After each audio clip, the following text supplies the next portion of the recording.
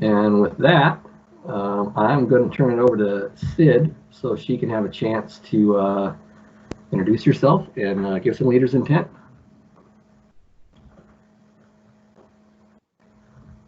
Okay, good morning, everybody.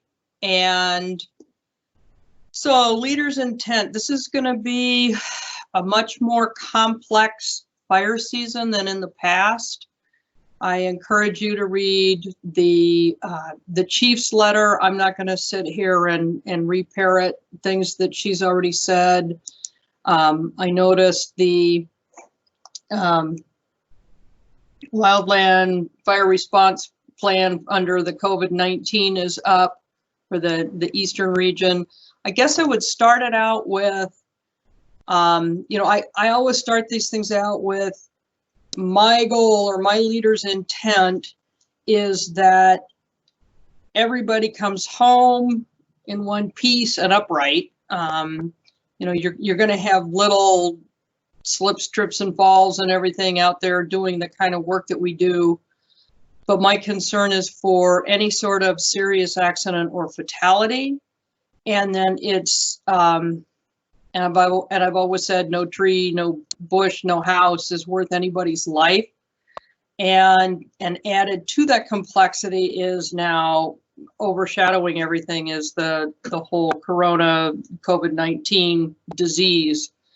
So given that, this particular year, it's almost like we're going back in time to the 10 a.m. rule of attack fires hard and fast, keep them small. We have since learned that fire is important on the landscape. The issue behind this is to keep all of you individually safe, because the less likelihood you are out there on a large fire, sucking a lot of smoke, interfacing with a lot of people, that the less likely you are to do that, the less likely you are to pick up an infection and then get a serious reaction to this infection. So that's kind of the philosophy. We have signed the closure order for the Hiawatha and the Ottawa that disallows overnight camping, disallows any sort of fire or flame. It's not like we are doing this because of the fire risk. It is reducing the likelihood of an ignition source, which means less likelihood of an escaped campfire, of you having to respond, and again, having to interface with other people. One of my concerns is you all are being told all of this. I don't know how much our cooperators are being directed to follow these kinds of policies. I use the example of Audra, our front desk person, administrative assistant here in the supervisor's office. Before we got this last snow, there was a grass fire across the street from her house, and she said it was Keystone Cops, it was the DNR, the Sheriff's Department, the local volunteers, and there was no social distancing. It was everybody running around, bumping into each other and that. And because we do have so much of a partnership show here, I'm going to kind of, when Eric talks, I'm going to ask kind of the question to, I don't expect an answer now, but my question to Eric and to the zone FMOs is, are we interfacing with our partners such as the DNR and the volunteer fire departments to explain what we're doing and why? What the philosophy behind this is. We can't do business as usual. I am a huge proponent of putting fire on the ground. I am disappointed that we are not going to have a prescribed fire program. I don't think we'll have one this season, to be quite honest. Yet I'm okay with that. I do think it's important in the long run. I think for 1 year, we need to do this. We need to do a kind of back off a little bit again.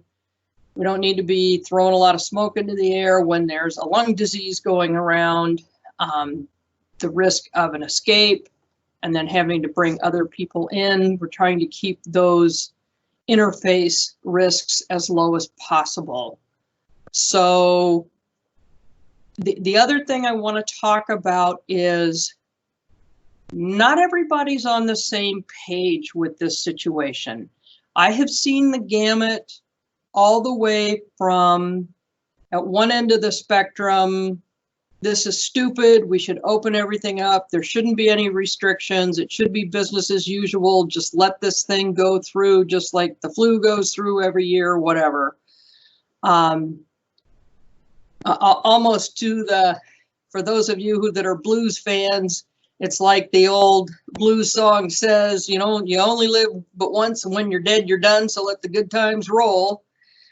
Versus at the opposite end of the spectrum, you've got people that are in such fear that they feel like if they step 1 foot outside of their door, they're going to be dead in 5 days. And so knowing that people are all across that spectrum, that with your coworkers, with the cooperators, my expectation is that this is part of including diversity or valuing diversity and being inclusive, is you understand that people are going to be in a different place than you, and that's okay. You don't have to argue with them. You don't have to bring them over to your side, whatever side that is just understand where they're at and try and respect where they're coming from. And you need to take care of yourself. This is an added, I don't want to use the word burden. It's just an added kind of watch out situation that's out there. I don't anticipate for the first couple of responses, the high risk, what I think is going to be the high risk situations. If we do start getting fires, we do have a lot of people that are out there and you're sucking a lot of smoke, that, you know, we've all had the camp crud. In 94, I was home for 5 days between, I think it was like July 23rd to October 5th. And I got the crud and it took me 3 to 4 months to get over it. So you figure sucking all that smoke is going to cause you lung difficulties anyway. And if you get something on top of it, it's going to increase, you know, the likelihood of you getting a severe reaction to if you do get sick. So that's kind of in the back of my mind. It's kind of the typical be out there, be heads up, be safe, and just understand that you've got an additional watch out situation, a little bit of extra precautions for watching your, you want to call it the social distancing, but just taking care of yourself, not getting too tired when you're off. Make sure you're resting, because this is something that if you get it and you're already run down, that's when it's going to hit you. So that's kind of my leader's intent, is that everybody go out there, do a good job, be safe, be professional. Again, respect each other, that even though they may come from a different place, this kind of adds to the, you know, the no harassment. Friendly joking is one thing, but once the person says that's enough, you need to stop. People, I have found, even myself, it's like you're expected to do your regular job, and then there's all of the response to the COVID stuff on top of it. People are tired going into this. They're antsy, they're nervous. You don't know what people's home situations are. You know, they may have a really high risk person at home. So just be aware of that and take a little extra time. Don't wear yourself out. Don't push yourself too much, because that could get yourself into a world of hurt this year. That's about what I've got.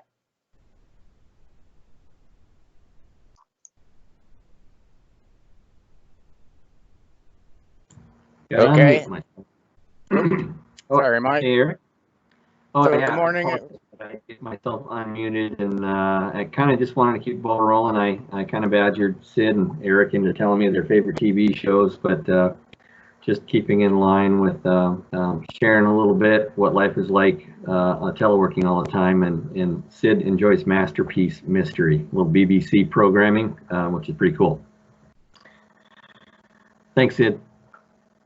Which, because I watch and read so much British stuff, if I wind up saying things like the boot or the torch or something, those are the British. It's the same language, but things can be a little bit different.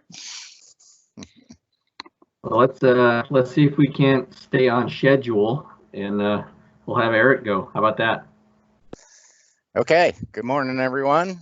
My name's Eric Rubitsky. For those that don't know, I'm the unit FMO for both the Hiawatha and the Ottawa National Forest, and we're affectionately known as the Upper Peninsula Fire Management Unit.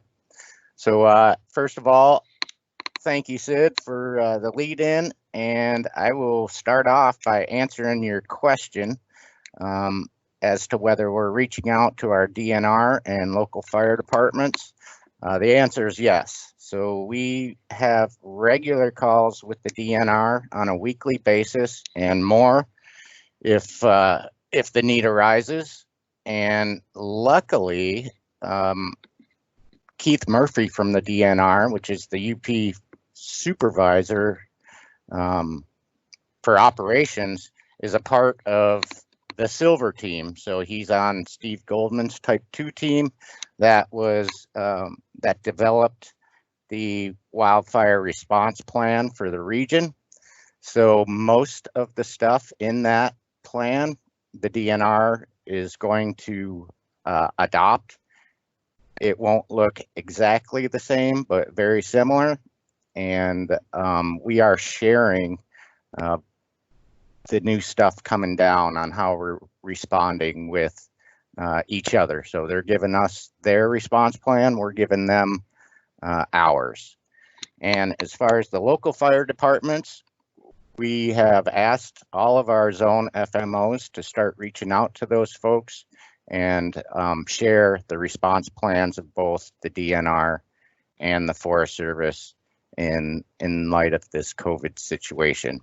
And with that, I will jump in with some of our intent. And our basic intent this year is, like Sid said, keeping people safe, focusing on sustaining life, but it's going to look a little different, fighting fire this year.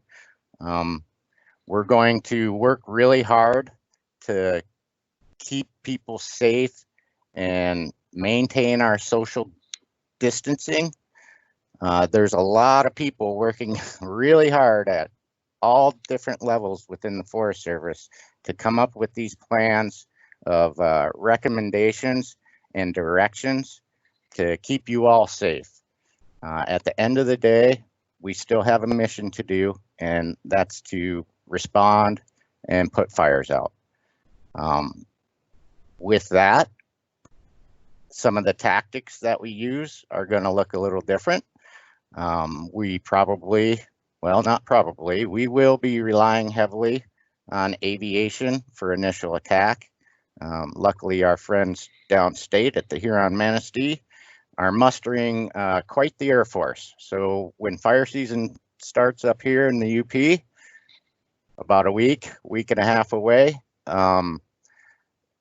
we'll have those resources available, and we'll be able to pull and pre-position some up here when we need it. So to the extent possible this year, we want to minimize exposure to COVID-19, but there's going to be some reality check in there. What the region has recommended for us is to maintain social distancing at the module level, and even in a broader sense on the extended attack fires, to try and maintain social distance on say, a divisional level. So if something does happen and someone does get infected, it's a lot easier for us to track who they've been in contact with and isolate those folks. So there's a lot of different plans going around, and like I said, a lot of different people giving this a lot of thought as to how we keep folks safe. And the biggest thing is, you know, it's going to be a fluid situation as we fight fire. And we want folks to use their experience. I got some feedback, but use their experience and implement all these strategies in a doctrinal fashion. So just like in past years, you know, we think, we ask questions, we communicate, and we adjust as needed. And with that, I think if there's no other questions, I'll hand it back over. Thank you, Eric. Anyone have any questions for Sid and Eric before we move on? And the favorite TV show was growing up was MASH, and the day Mike asked me, I needed a laugh, so it popped into my head. It's not a bad one to have on the list.